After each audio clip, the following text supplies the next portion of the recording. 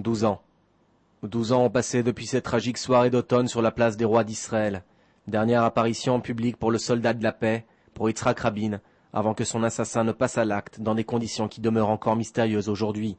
Sur ces images, vous pouvez découvrir Yigal Amir qui se prépare à abattre le premier ministre de l'État d'Israël. Amir attend patiemment que Rabin entre dans son véhicule. Lentement, il sort son arme, puis tire 3 fois à bout portant, touchant dans le dos l'un des héros d'Israël. Des images qui se passent tristement de commentaires.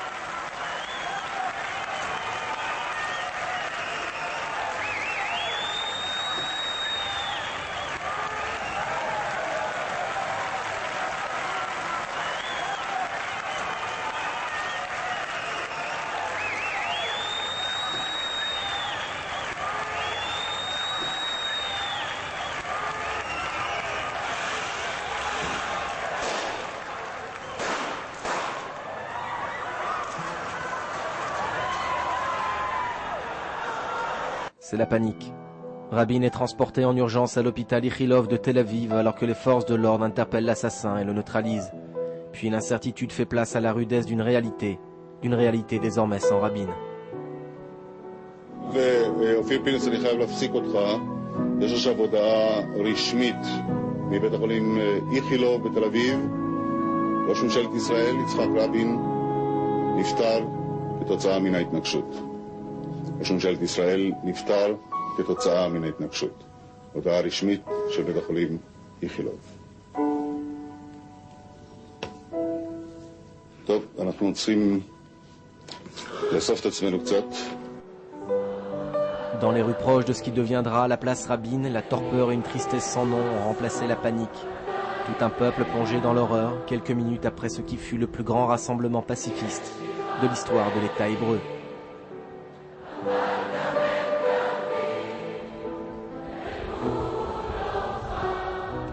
Yitzhak Rabin et Shimon Peres, les adversaires d'hier, unis pour la première fois, unis dans l'espoir de parvenir à la paix, tant voulu, tant attendu.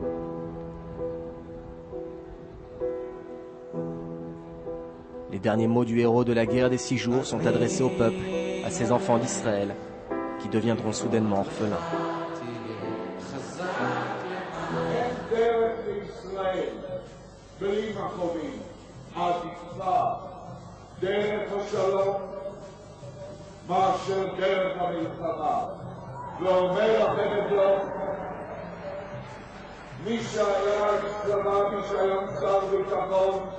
ורואה את כאבי המשפחות של חיילי צה"ל למענם, למען בנינו, נגדנו במקרה שלי. אני רוצה שהממשלה הזאת תמצה כל צדק, כל אפשרות לקדם להגיע לשלום כולל.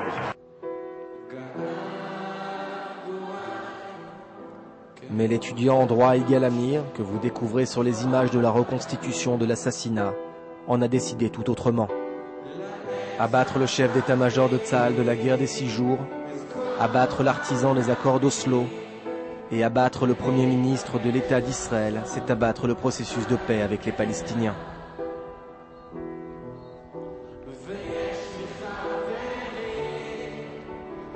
Le lendemain, c'est par milliers que des Israéliens de tous bords accompagnent le cercueil de Rabin pour son dernier voyage sur la route qui relie Tel Aviv à Jérusalem, cette même route que le Premier ministre empruntait quotidiennement pour rejoindre son bureau et diriger le gouvernement.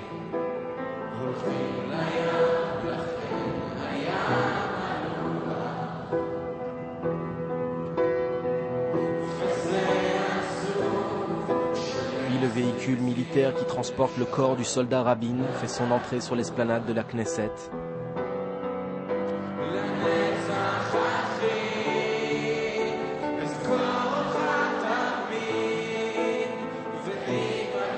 Porté par 6 généraux de Tsahal qui l'ont côtoyé pendant des années, la dépouille du Premier ministre sera exposée afin que plus d'1 million d'individus lui rendent un dernier hommage.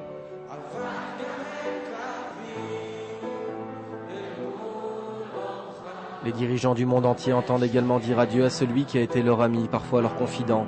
Clinton, Chirac, Moubarak, Hussein, autant de noms qui résonnent dans le silence d'un enterrement d'une dignité singulière. Chaque année depuis, c'est par dizaines de milliers que les Israéliens viennent rendre hommage à la mémoire d'Yitzhak Rabin, assassiné sur le chemin de la paix. Or cette année, les proches de l'assassin sont ceux qui font la une, en exigeant la grâce d'Yigal Amir. אני רציתי לפנות לציבור בקריאה לא להפקיר את מאבקו של בעלי נגד הממסד. זה לא מאבקו האישי, זה מאבק של כולכם. Dans une vidéo diffusée dernièrement sur Internet et distribuée à plus de 150 000 foyers en Israël, la famille et les amis d'Yigal Amir exhortent les autorités à le libérer sans condition, faisant l'économie de son crime, qui pour eux n'en est pas un. Le poids des mots, le choc des symboles.